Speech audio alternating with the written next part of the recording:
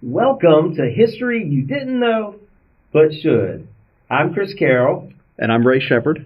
And we are just two guys from Bladen Community College who love history, and we want to revitalize the joy of learning about the things of the past that maybe they were overlooked, missed, maybe not even talked about in history class. So over the next few episodes, we're just going to introduce various topics, maybe some guests, and we're just going to talk about things that we love to talk about. Okay. All right. So today we're going to be talking about Spanish flu, specifically Spanish flu as it impacted North Carolina. So let's go ahead and dive right into that. Yeah, Ray, I think that's great. And so maybe the very first thing that we need to understand is kind of the time frame about the Spanish flu and exactly what was the Spanish flu. Okay. Spanish flu basically was a type of the H1N1 influenza. And it really, as far as the time frame is concerned, it really impacted the United States between 1918 and 1920. Specifically in North Carolina, it started in the fall of 1918 and ran through the spring of 1920. And what's interesting to note about this is everybody calls it the Spanish flu. Mm-hmm. But the reality is that many people think that the Spanish flu didn't really originate in Spain, did it? Right. It did not originate in Spain. In fact, the reason that it is often thought to have originated in Spain is Spain during World War I was pretty much neutral. So their media was able to talk about things that media in other countries wasn't really able to talk about. So when the virus started showing up there in Spain, they began reporting it. So a lot of people took the name or gave it the name Spanish flu, or some people refer to it as Spanish lady, the Spanish lady. So but it was not a Spanish flu. In fact, it originally sort of shows up in the United States in Kansas at a military base there in Kansas, and then it moves across the seas to Europe with World War I troops. I found it interesting in doing research and studying about the Spanish flu that we're talking in 2020, where we're in the midst of COVID-19, and what I found interesting is that some researchers have traced back this concept of the Spanish flu to even possibly originating in China. Yes. And I just think that it's interesting that here we are in 2020 talking about a very serious pandemic, the likes that we haven't seen since the Spanish flu, that possibly both of these maybe made its way from China. So is that kind of what your research was also showing? It could have. China's one of the locations where it's thought to maybe have originated from. But it was American soldiers, I think, who were the big spreaders of it in World War I, at least over in the theater. I was reading, once again, something about how people in China, Chinese laborers, were brought over during the war to be used to unload materials, to dig trenches, and that there was a study that the Chinese laborers were sent over in sealed containers, possibly having already been exposed to the virus, making their way to France, and then ultimately, working alongside of United States soldiers, and that these individuals would become infected and then pass it on to others. And I think the one thing that we have to understand is that this pandemic was going on during a war. Right. And it was really the trenches in World War I where this thing really took off. A lot of those trenches were rat infested and dirty and very unsanitary. And of course, people living in close proximity to each other. So it really took off in the trenches there in World War I. And also with there being this censorship of news, I guess, if you will. Yeah. Do you think that the possibility of media not talking about it, that possibly that allowed the spread to increase because nobody really wanted to disrupt the moral efforts of the war? Because if you go around saying that there's this pandemic and people are being affected who are in close quarters, that all of a sudden maybe some of the troops might have just decided, we're going to back off. Yeah, absolutely. I mean, morale was one of the reasons that a lot of countries would not allow their media to talk about the infections. And Spain, unfortunately, gets sort of labeled with this thing, but they were really the ones that were talking about it at an early date when other people were not. So absolutely, I think, people just didn't know. I mean, how many people in the United States knew about it in the spring of 1918? And there was something else I recall that the British were very scared of this virus or this pandemic to the point where they were blaming it on Spain. That they wanted Spain to take the name because who really wants to have you don't want their a pandemic name named after you? Yeah. Right. And so that they were talking about how the dry winds in Spain, they were afraid that it was going to blow over and make its way over into England and would start affecting. So as it relates to the United States, right? Talk a little bit, if you can, about when we first start seeing this pandemic occurring with our soldiers and just in Kansas and in other places. Yeah.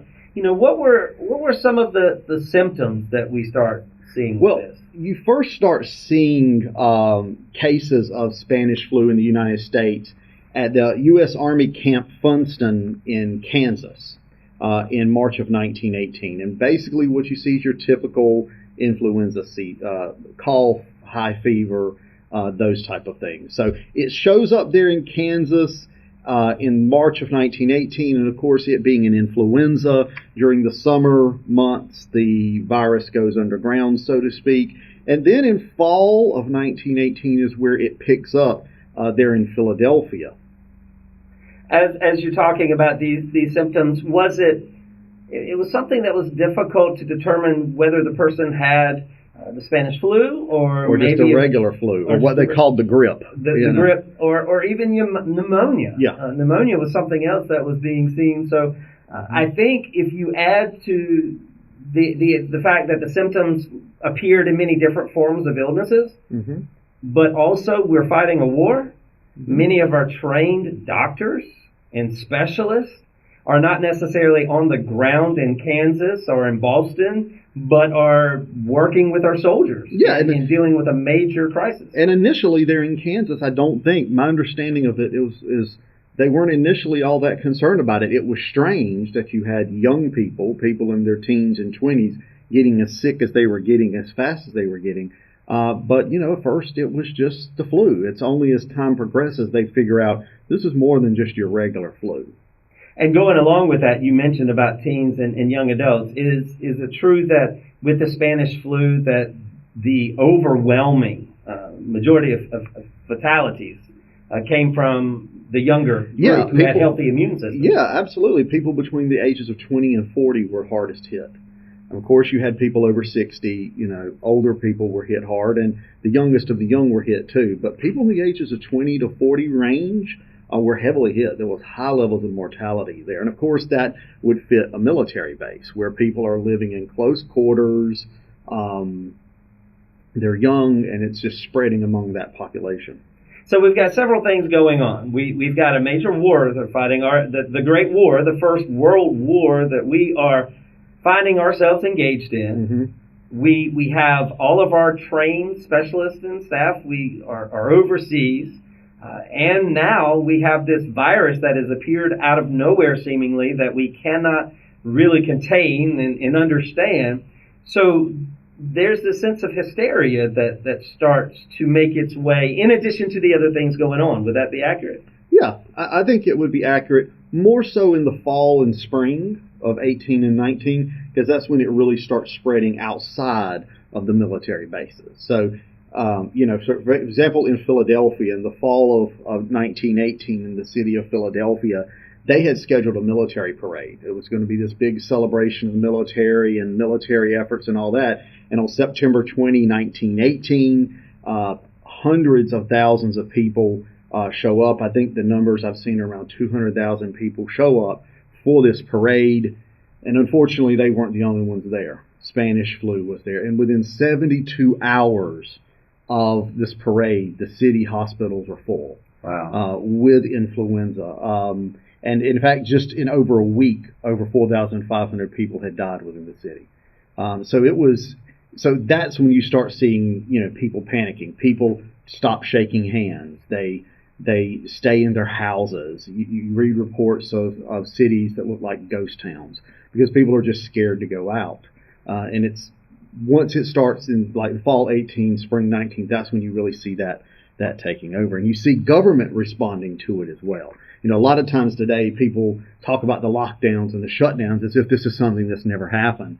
The fact is, both in Philadelphia, and I know we'll talk about North Carolina specifically in a minute, but in Philadelphia, churches, schools, theaters, pool halls, any place that was considered a place where people gathered was shut down. And they weren't told, okay, it will reopen in 3 weeks or 3 months. It was shut down until this thing is gone.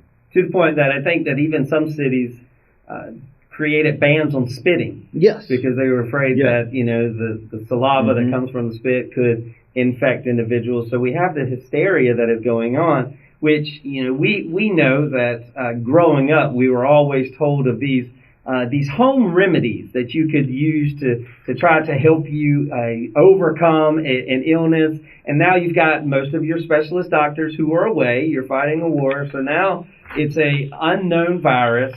We've got to try to find a way to control it.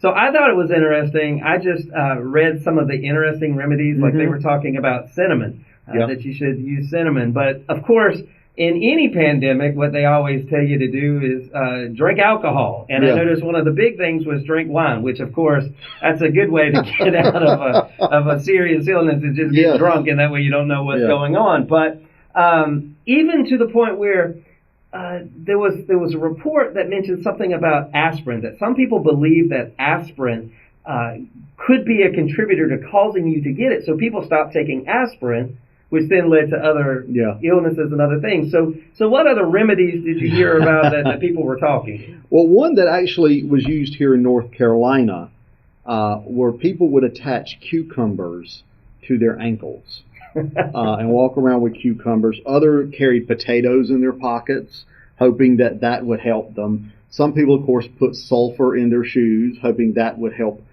protect them. All these things were considered protections or cures at the time. One of the things that's very interesting is Vicks VapoRub, which was actually thought to be a cure at the time. It was sold out. You could not get it from sometime in fall 1918 until March of 1919. It was impossible to find Vicks VapoRub because they thought, and maybe it soothed some of the symptoms, so they just assumed it was a good medicine for the Spanish flu. So we're talking about in 2020 and wearing masks and how uncomfortable that is. But imagine wearing a mask, cucumbers and potatoes everywhere you go. So sometimes we don't have it as bad as maybe we think. Yeah, you're walking around with sulfur in your shoes, cucumbers on your ankles, potatoes in your pocket, and Vicks VapoRub on your chest. It's and wearing a gauze mask, which those gauze masks they were using back then proved to be really ineffective. But you do see a lot of masking. I mean, going back to things that were being done today, that were being done then, masking was one of them. In fact, in some places you could get in significant trouble. Prison, or not prison, but jail, fines and all that kind of thing just for not wearing a mask in public. And one of the other things that I noticed is how with these home remedies, there were also certain companies that were trying to profit off of an illness, of a serious pandemic. And I remember there was this one, I don't remember the actual name, but they made mints. And they basically gave the statement that if you chewed 4 of these mints a day, it would keep the Spanish flu away.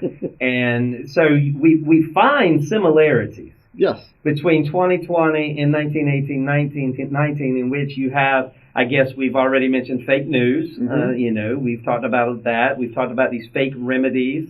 Yeah. We've talked about the hysteria that comes about it. Another thing is public resistance. In Philadelphia, health officials had warned about having this parade. There had already been an outbreak in a local military installation, and they had warned the city of Philadelphia about, you don't need to have this parade. But the city went forward with it, basically arguing that it wouldn't be good for people to be afraid. It would be, people might panic and that kind of thing. So the city officials really went forward with the parade, even after being told this may not be that good of an idea, because they knew the flu was in the area.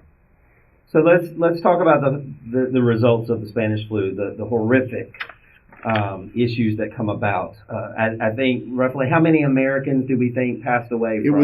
It was over 675,000 Americans. And what about North Carolina? Do we know roughly? Yeah, North Carolina was about 14,000, somewhere between 13,600 to 14,000, in that range as far as numbers of North Carolinians who died. And of course, we're talking from the first initial outbreak of the virus in March of 1918 all the way through fall and spring of 1819 into fall 19, spring 20. So there were different waves, right? Yeah, there were definitely different waves. And the second wave did prove to be much more deadly than that first wave that hit in Kansas in the spring. But yeah, you had about over 13,000 North Carolinians died of Spanish flu. Over 675,000 Americans died of Spanish flu. Worldwide, it's around 50 million people died, and that's a third of the Earth's population at that time.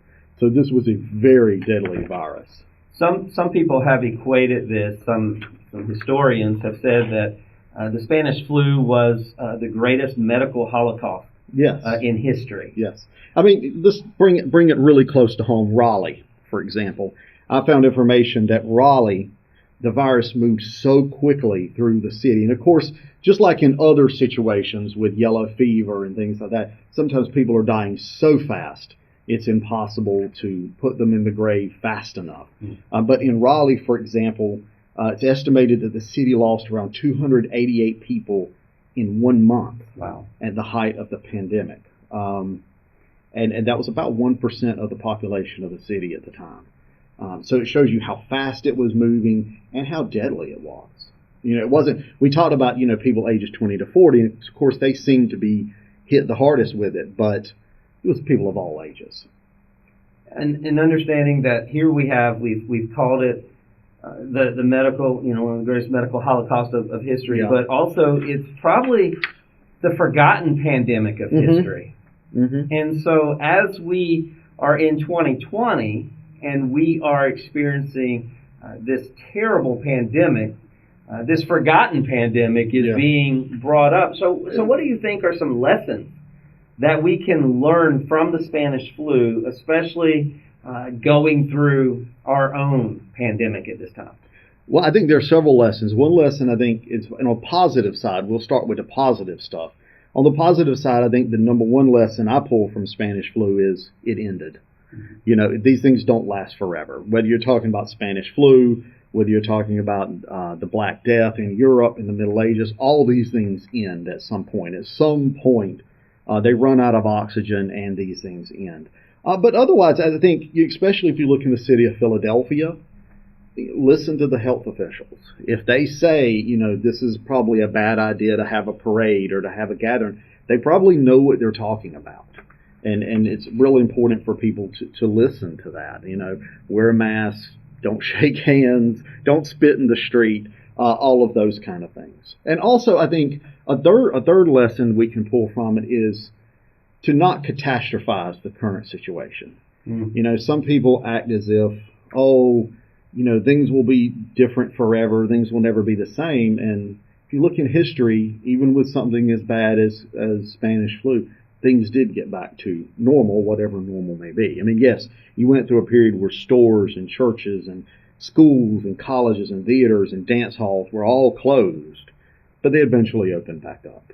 And I think that's why we chose this as our first episode, is because it's important that the history you didn't know, this forgotten pandemic, but you should, to help us through our current pandemic. That's right. And, that there are lessons, that history does give us specific, valuable lessons in which we need to maintain in our daily lives that we apply. And I think you've brought out some really good points as to how we can take the lessons learned from the Spanish flu and to apply them into our current situation and to know that this will end. This will pass.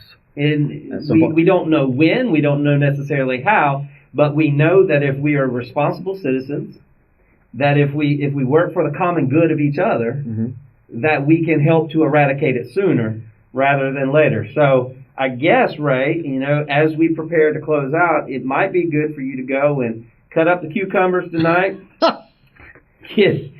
go ahead and get the sulfur out. I've got it ready to put in my shoes. I wonder if maybe we could, convince Dr. Fauci and Dr. Birx and all of those that maybe we need to not just do the mask, but we need to have the potatoes hanging and the potatoes and the cucumbers and the sulfur and the Vicks Vapor Rub. Absolutely. Yeah. And one of the things about it is when you think about COVID-19 today, we're less than a year away. We're less than a year out from when this thing really hit. Right. And look how far we are. We're at a point where, the death rates are starting to drop because the treatments are a little better.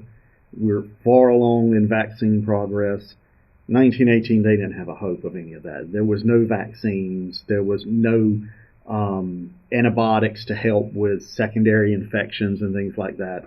So it's bad. It's tragic. Pandemics always are. But in another side, we're in a better position to deal with it than they were. Another lesson for history. Yeah. Use the technology that we now have for the common good. Yeah. And to use it to educate and not to distract. And so I think that's another reminder. I don't know about the listeners, but to me, I think this has been a wonderful first podcast. I've enjoyed it. I appreciate your information and your knowledge and working alongside together as we continue to delve into those topics that people are interested about. So we encourage you to invite others to listen into the podcast. We're going to be bringing out some other interesting topics about North Carolina history and just some things that interest us. We're just two guys who love history and we love talking about it. So for Ray and myself, we want to say thank you for listening and go out there and remember, it's all about history you didn't know, but you should.